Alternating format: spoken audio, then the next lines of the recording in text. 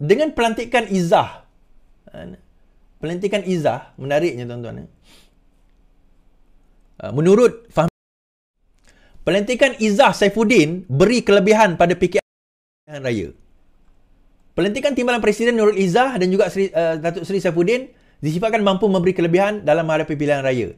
Ketua Penerangan PKR berkata, kedua pemimpin ini pernah memikul tanggungjawab berkenaan sebelum ini, selain masing-masing mempunyai pengalaman serta kekuatan dalam rangka strategi. Oh, by the way, tahniah bagi Fahmi Fadzil, Datuk Seri Fahmi Fadzil, Datuk Sekerana dilantik semula sebagai pengarah atau ketua penerangan. Dia kata, Fahmi kata bahawa kerana mereka ada pengalaman masing-masing memikul tanggungjawab menjadi pengarah pilihan raya sebelum ni. Betul? Izzah pernah menjadi pengarah pilihan raya untuk PRU 2018. Saifuddin juga pernah menjadi pengarah pilihan raya even di Kedah untuk PRN baru-baru ini. Ya, betul, mereka ada pengalaman tersebut. Tetapi bagi saya, pengalaman itu satu hal, persepsi itu satu hal. Faham maksud saya? Pengalaman itu satu hal, tapi persepsi itu satu hal. Tuan-tuan, ini bukan saya cakap tau. Ini orang sendiri nampak, tuan-tuan sendiri boleh nampak.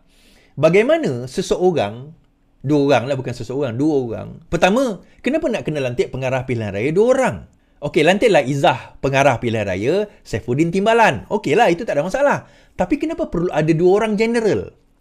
Ada yang menulis, bukan saya cakap, ada yang menulis, dia kata, ini kerana kalau sekiranya PRU 16 ni kita gagal menang, kita tak boleh blame Izzah. Sebab Saifuddin ada kat situ. Saifuddin boleh jadi scapegoat. Ini orang tulis, bukan saya tulis. Ini orang tulis. Dan dalam masa sama ada juga orang tulis, bagaimana mereka nak lead pilihan raya, nak jadi general perang, sedangkan kedua-duanya kalah dalam pilihan raya. Izzah kalah di Permatang Pau, bukan setakat kalah parlimen, ketiga-tiga DUN dia kalah.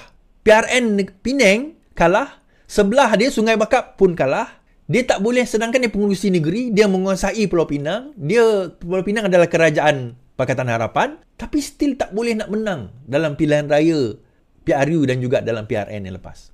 Saifuddin tak payah cerita lah. Kan memang kalah. Tambah pula Saifuddin tak bertanding langsung di dalam mana-mana jawatan. Even ketua cabang pun dia tak bertanding di peringkat parti. Dia hanya dilantik sebagai pengurusi negeri Kedah, pengurusi Pakatan Harapan Negeri Kedah. Bukan PKR pun, Pakatan Harapan Negeri Kedah. Jadi, kedua-dua ini tidak ada track record menang. Okay. Yelah, track record mereka sebagai pengarah pilihan raya itu adalah. Saya tak menafikan. Tapi kalau nak kata track record sebagai pengarah pilihan raya, lebih cemerlang Rafizi sebelum ini. Kan? Dia menang pilihan raya, dia pernah bawa kita menang dalam PRU 2018, dia pernah bawa kita menang PRU 2022, PRU ke-14 dan juga 15. So, track record itu ada.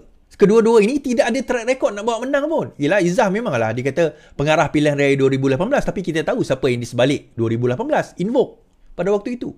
Baik, so dalam situasi ini, kita kata, dia menimbulkan satu persepsi ketidakyakinan UMNO bagi bagi kerajaan Madani ataupun tumbukan Madani ini menghadapi PRU yang akan datang. Ada sebilangan, ini bukan saya cakap again, ada sebilangan mereka di dalam UMNO ni berasa, kalau Izzah dengan Saifuddin dekat situ, boleh ke kita menang PRU akan datang? Entah-entah bukan kata dengan kita, dengan menang PRU. Mungkin negeri seperti Pahang, Perak, kan mungkin akan jatuh ke tangan Perikatan Nasional. Kalau sekiranya kekuatan dan ketumbukan itu tidak kuat. Gelombang itu tidak ada. Sebab kita kena faham tuan-tuan, menarik PKR ini, dia adalah bukan setakat parti on its own, dia juga adalah parti pemerintah dan juga sekarang ini leading the pack, yang kehadapan di dalam pack bagi menghadapi PRU yang akan datang ini.